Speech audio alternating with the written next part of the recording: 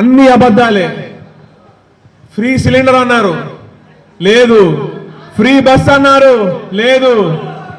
ఎన్నో హామీలు, అన్ని బూటకాలే, అన్ని అబద్ధాలే. ఈరోజు ఏమన్నా ఉంటే అది నేనే కనిపెట్టాను, ఇది నేనే కనిపెట్టాను, కంప్యూటర్ నేనే కనిపెట్టాను, మొబైల్ ఫోన్ నేనే కనిపెట్టాను. మొన్న చూశాను, చివరికి గేదెలకి పాలు పితకడం కూడా నేనే తీసుకొచ్చానని చెప్పుకుంటున్నాడంటే ఆయన్ని ఏ హాస్పిటల్లో చూపించాలో మరి మీరే డిసైడ్ చేయండి.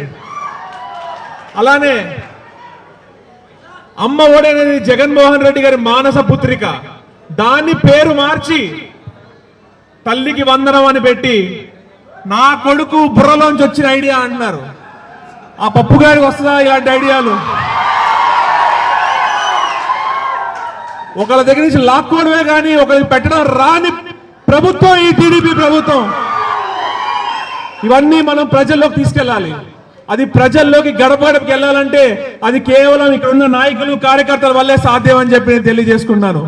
కాబట్టి జగన్మోహన్ రెడ్డి గారు చెప్పినట్టు మనం ఆ క్యూఆర్ కోడ్ ఏదైనా ఉందో అది ప్రతి ఇంటికి తీసుకెళ్లి వారు చేసిన మోసాలు, వారు చేసినవన్నీ కూడా